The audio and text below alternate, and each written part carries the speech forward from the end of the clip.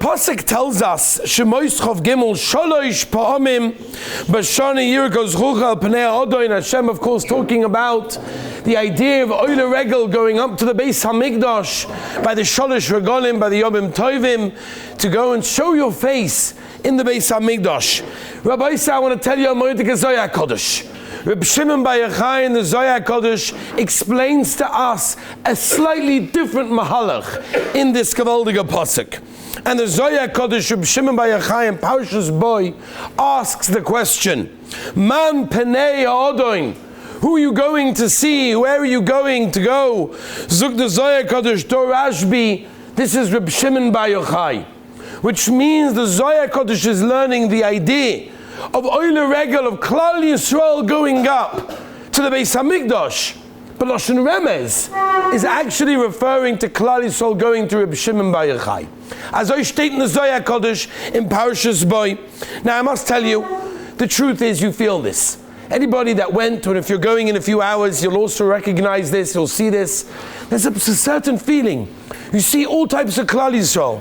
You see people wearing this type of hat, this type of yarmulke, this type of shirt, this type of pants. It's irrelevant. Everybody links hands together. Everybody's going up to the same place. There's a bechina of Oile Regel. And in fact, I found this also in a Moedik Sefer Yesod Tzadik from Shloim Kasvila, where he writes that the idea of going up to Miron Lag Ba'omer is bechina shel aliyah l'regel. As I state with Shloim Kasvila. So Rabbi say, you know what it is? It's such an amazing opportunity. But before we get that opportunity, perhaps before we go, or maybe even if we're not going, maybe we should understand for a few minutes exactly what happened on Lag Ba'omer. What really happened today? I want to mention for a few minutes one of the most famous stories that we all know exactly happened, but maybe a message that we can learn out from this Kavaldiga story. We know that the Heilige Rebbe Akiva was 40 years old when he decided, that's it, I'm giving everything up, I'm going to learn Torah. 40 years old. Most of his life pretty much has passed, and now he decides, I want to learn Torah. Now you can imagine up until that stage, Rebbe Akiva was someone that had pretty much revolved his life around physical pursuits, looking after his physical needs, other physical needs of others, whatever it may be. And like so many great men, Moshe Rabbeinu, one of them, he was a shepherd. He looked after animals.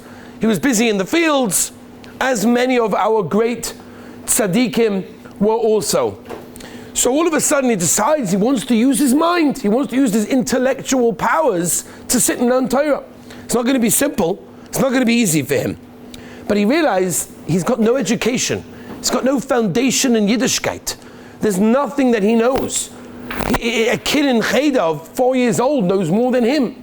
He knows nothing at the age of 40 years old. What's he going to do? How, and this plagued his mind, how is his mind going to absorb all of the Torah, the Yam HaTorah that's out there? It's just not going to go anywhere. It's never going to get in. So he was very, really worried about this idea. So what happened is one day, he's walking through the field and he witnessed a miracle. Tremendous nace, an unbelievable thing. A supernatural event, not necessarily like Moshe Rabbeinu saw or Klal Yisrael saw by Yetzias Mitzrayim, something completely out of the norm. But he saw something interesting and it struck him. And Rabbi said, I want to speak about this specifically.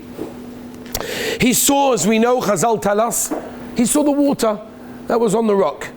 Or rather, he saw the rock that had a hole inside, an indentation inside that rock. And he wondered, where did a rock get an indentation from? A rock is something very solid.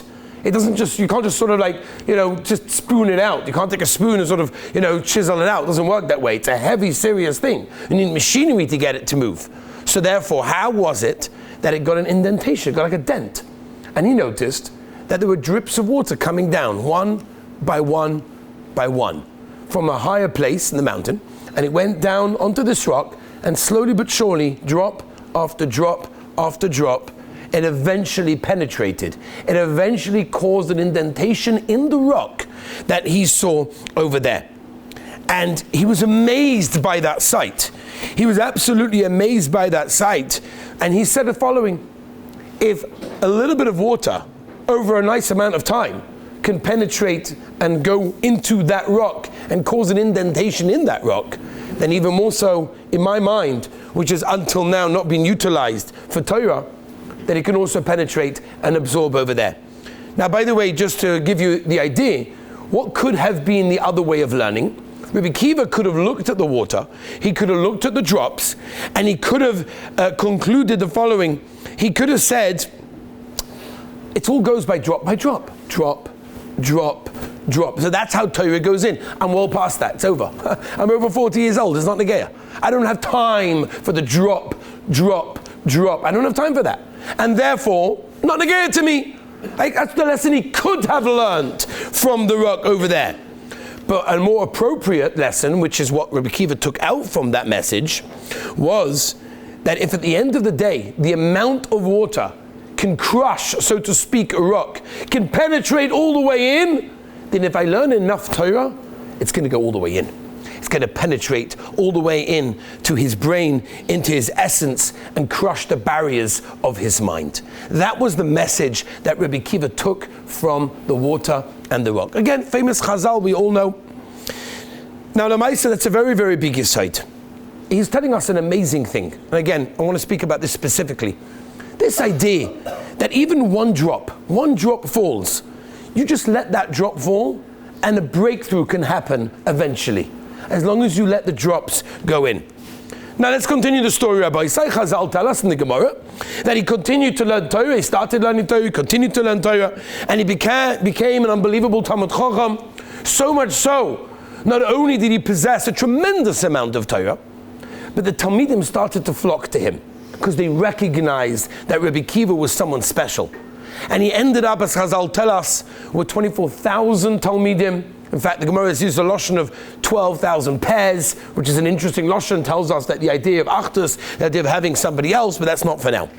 But upon him, 24 years passed since that day that he saw the water dropping on that rock.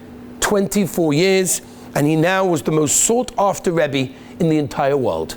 24,000 Talmidim, all from one drop of water. That's the whole thing. One drop of water, 24 years later, 24,000 Talmidim. Now there are many celebrations, many reasons for the celebrations on Lag BaOmer. We know Lag BaOmer is a happy day, Simcha day, and there are many reasons why Lag BaOmer is such a beautiful Simcha happy day. So perhaps one of the reasons is the following. Maybe one of the less known reasons. The 24,000 Talmidim of Rabbi Akiva, as we know, died during Sfiras HaOmer, from Pesach until Shavuos. Now you have to understand that Rabbi Akiva's entire wealth, all of his money, everything he gave up his life for, had gone.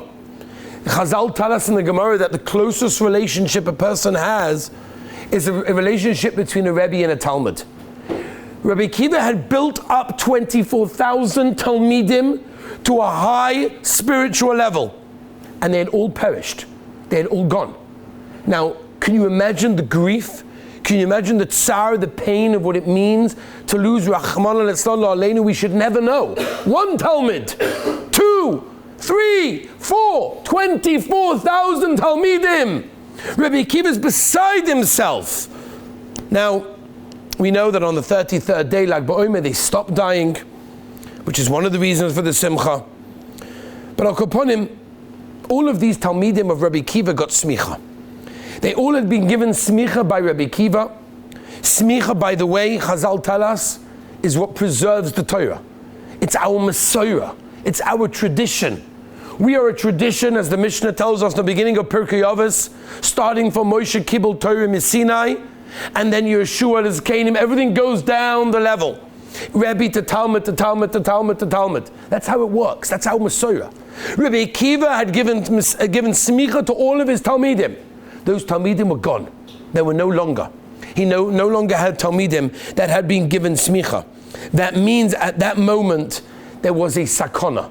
There was a danger that Torah would not continue in the way that it was after that moment. And therefore, realizing this, Rabbi Akiva realized this is a serious situation. So he looked over at his remaining Talmidim, whoever else was over there, And he decided there was only one candidate. There was only one person that could have got smicha, and that was Rabbi Yehuda ben Bava. Rabbi Yehuda ben Bava was an unbelievable Talmud, and many Talmidim, but Rabbi Kiva understood Rabbi Yehuda ben Bava was the only Talmud that was fitting to get smicha. And he gave him smicha on Lag BaOmer, which is why many have the minig to give smicha to their Talmidim on Lag BaOmer. But Al Kaponim, Rabbi Kiva on Lag BaOmer gave smicha to Rabbi Yehuda ben Bava. To continue the story, on that day Rabbi Kiva understood that he wanted more Talmidim. It's not enough to just have one. We need to continue the Messiah of Klal Yisrael. So we need to find more Talmidim. So he went with 5 of his Talmidim. He went with 5 of his Talmidim to the south of Eretz Yisrael. And these Talmidim famously were Reb Meir, Reb Yehuda, Reb Shimon, Reb Yosef, Reb Nechemiah. However, before he could even give them smicha, he was captured by the Romans and killed in a terrible, terrible way, as we know.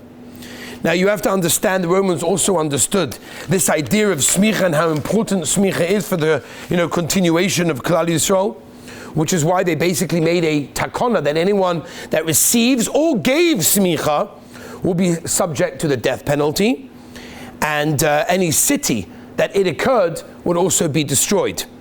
So Rabbi Kiva unfortunately was taken away and he was killed at that moment. He wasn't able to give his 5 Talmidim, including Reb Shimon, smicha.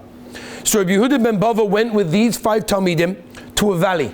And the valley was situated between 2 mountains, away from the cities, because again, if you give smicha in the cities, they're going to capture, they're going to kill and destroy everyone, including the city itself. It was too much of a risk.